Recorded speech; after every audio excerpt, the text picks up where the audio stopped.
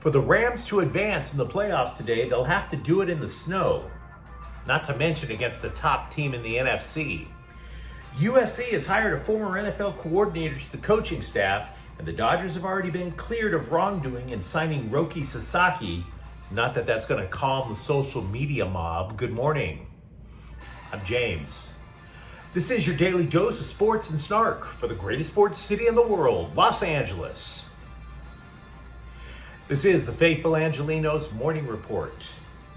It's January 19th, 2025. Welcome back to the Sanctum Sanctorum of LA Sports on Sunday, the Lord's Day. If you believe as I do, know this. It has been difficult, but we still need to look out for each other and look for things to be thankful in our lives, like LA Sports. And if you like being in the know about LA Sports, clickety-clack the like button. Clickety-clack the subscribe button. There's a notification bell. Hit that. It'll let you know when we drop new content. Sharing is caring. Let people know we exist, and by all means comment. By the way, I see you, Dodger fans. We added more than 10 new subscribers yesterday. Thank you for getting in on the ground floor. We're going to do our best to keep you informed. Now, before we go through the news and notes, a quick look at the scoreboard. Honestly, tough day for the Angelenos. Seattle 4, Kings 2. Adrian Kempe and Jordan Spence scored for LA. 24th ranked Wisconsin, 84. USC, 69. St. Thomas scored 19 for the Trojans. Meanwhile today, the Rams are at Philadelphia at noon. The winner will go on to host Washington in the NFC title game next week. We're going to talk a lot about that game in just a few moments.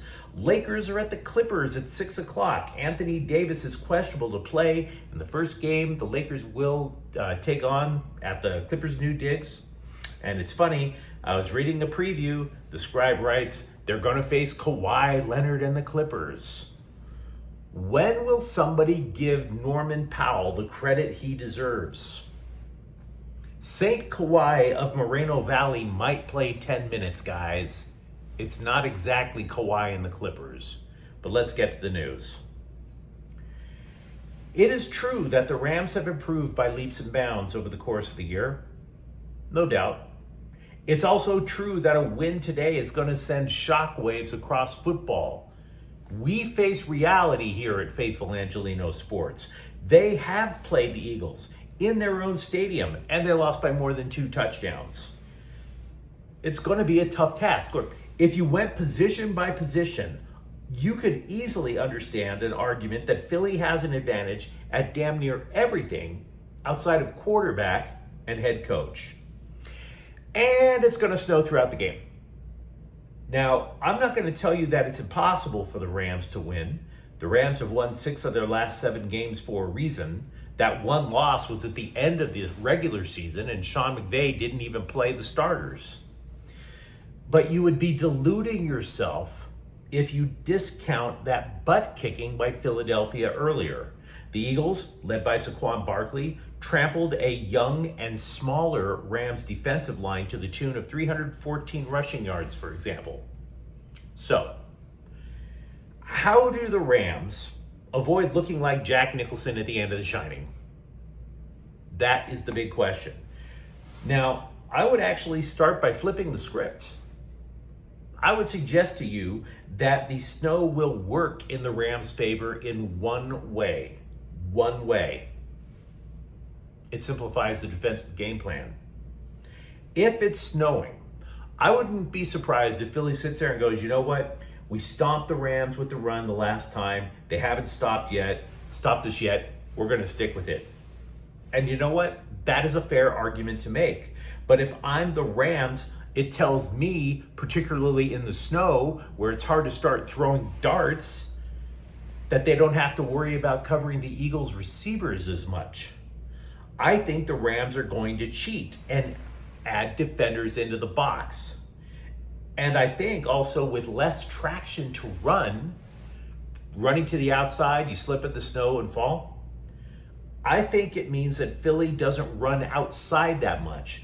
They have all pros at tackles in Lane Johnson and Jordan Mailata.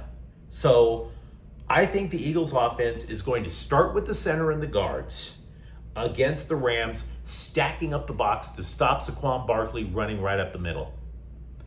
That is my guess. but it's an educated guess. If the Rams then can use that to their advantage and limit the Eagles on first and second down, forcing the Eagles into obvious passing downs, then that pass rush can obviously do a lot more damage. What I'm trying to get across to you is that this game is not about Jared versus trash talk during the week. It's about Kobe Turner, Braden Fisk, Bobby Brown in the middle. Now, as for the Rams on offense, if there's one thing we know about McVay, he'll be flexible to stop the pass rush. We have seen that. And I believe the Rams will have to find a way to pass in the snow to win this game. Running back Kyren Williams simply wasn't effective against the Eagles in LA. He rushed for just 73 yards. We also know that Matthew Stafford was sacked 5 times in that game, despite the fact that the Rams kept double-teaming Eagles defensive tackle Jalen Carter. So, how do the Rams protect Stafford to get an additional second and a half to throw? Well, McVay had made 2 adjustments in recent years when they knew Stafford was at risk. Last year, you would often see Kyren Williams not lining up as a running back. You would see him get into a 3-point stance in between and behind the center and the guard when they knew that a blitz was obvious. Williams would just be like, why do I have to pick up a blocker back here? I'll just do it at the line. That helped. For that matter, 2 years ago when the Rams had a terrible offensive line, one of the adjustments that they made was they took a wide receiver, Ben Skowronek, who's no longer with the team.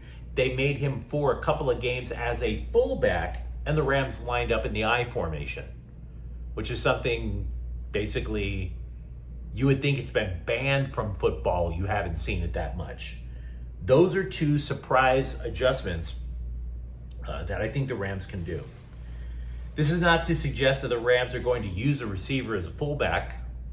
What I'm trying to impress upon you is that Sean McVay actually has a little bit of creativity in ways to stop or stymie a pass rush. Don't be surprised if McVay and defensive coordinator Chris Shula go to their guys and say, listen, we simply are going to need extra men in the trenches to win this fist fight. And that's the memo. USC has found its new linebacker coach in a former NFL defensive coordinator, Rob Ryan. And boy, the scribes immediately started fawning because that's what they've done no matter what Rob Ryan has done in his career. Because it's easy to write about people who are eccentric. And pretty much everybody in the Ryan family is eccentric. You see, competent coaching doesn't draw clicks to your news site. TikTok, RIP, makes people with no boundaries, with no sense of normality famous. Normality doesn't sell. Rob Ryan is not normal.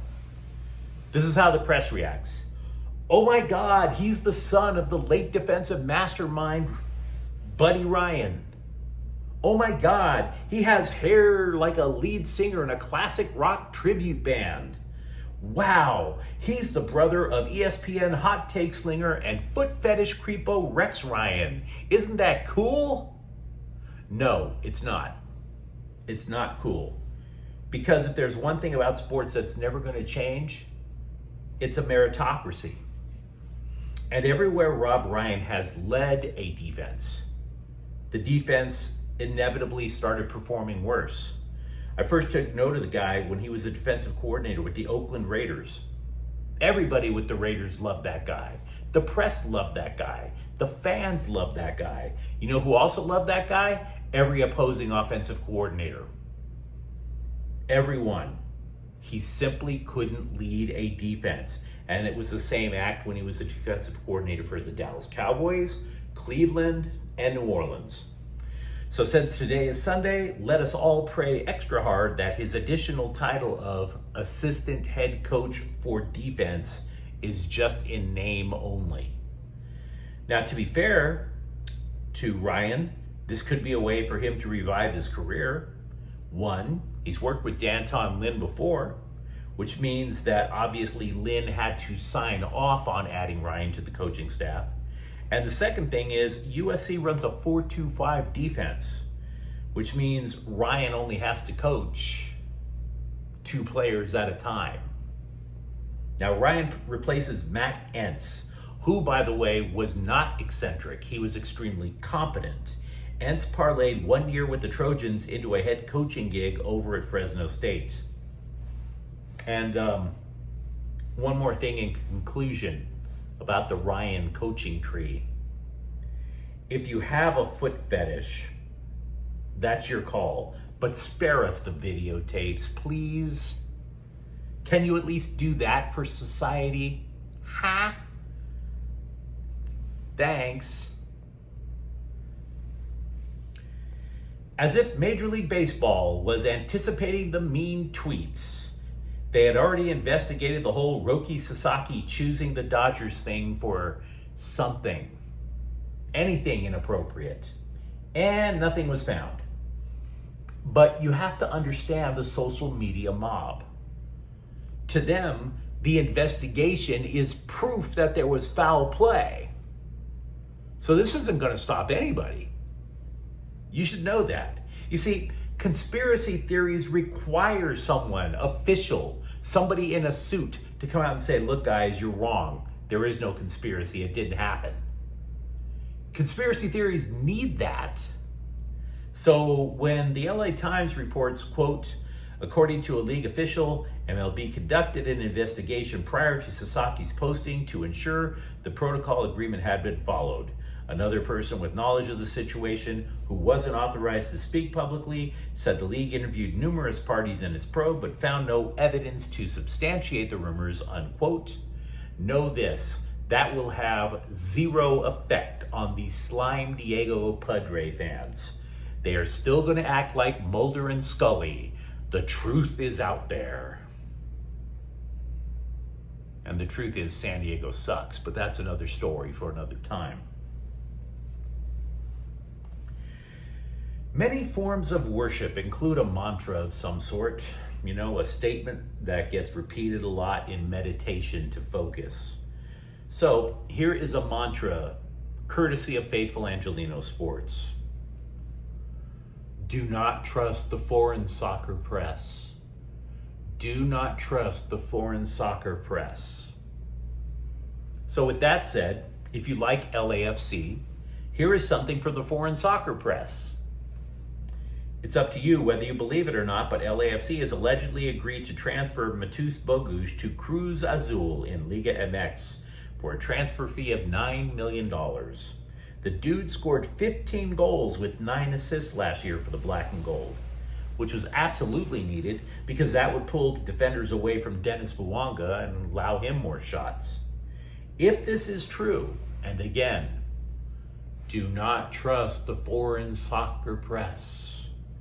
It would be the 4th MLS player that Cruz Azul has signed during the MLS offseason, and that would include another LAFC player, Omar Campos. But one thing we do know as fact, the Galaxy, in a surprise move, have retained center back and captain Maya Yoshida. It is a surprise because the 6-time MLS Cup champ Galaxy had already signed another center back, Matthias Jorgensen, a couple of days prior. And you're sitting there thinking, well, the Galaxy, they wanted to attain some more salary cap space, so it would have been very easy to deduce that Yoshida would have been the odd man out.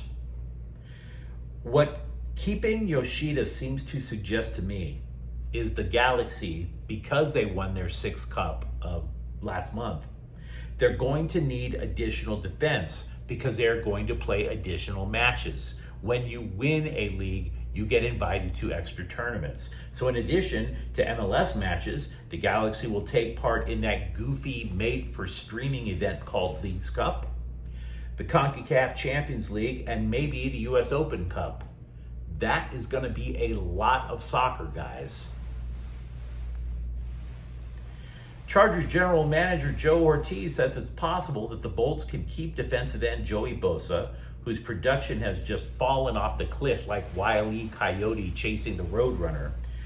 Ever since his last Pro Bowl level season in 2021, he's basically had more injuries than Evel Knievel, God rest his soul. Cutting Bosa would save an additional $25 million against the salary cap, but I'm sitting there like, why? The Chargers allegedly have, this is according to ESPN, $91 million in cap space. The Lakers' search for anybody who can play center includes signing now Troy Jemison to a two-way contract, which means he's heading to the G League to find out if he still knows how to play any defense or put a ball through a hoop. The dude has played for Washington, Memphis, and New Orleans in his career. To be totally frank with you, I wouldn't expect much. Even JJ Redick referred to the guy as, quote, a big body. That is not a compliment. Not at all. If you think it is, try using it around your girlfriend. See what happens. And enjoy picking your teeth up off the floor while you're at it. On3 is reporting that UCLA defensive end Drew Tuizama has entered the transfer portal. Now, if you are a Bruins fan and you are wondering who the hell is Drew Tuizama, I'm totally with you. The dude played just one game for the Bruins last year, and he's also played at Syracuse, South Carolina, and Alabama Birmingham. So I guess the guy is just trying to cross off as many of the states as possible during his collegiate years. Those frequent flyer miles will add up when you eventually wind up becoming an accountant, I presume. But you let me know what you think in the comments thread. Talk to me. Do you think the Rams have more than a snowball's chance? Stepped on my own joke there. For that matter, are you excited about Rob Ryan and his flowing locks returning to the coaching ranks with USC? And if you enjoyed the content, don't forget to subscribe to Faithful Angelenos. We talk LA sports every single day here. Thank you for watching. I'm James. We'll be back tomorrow. Faithful Angelenos is a Kian Cortel Queso production. Take care.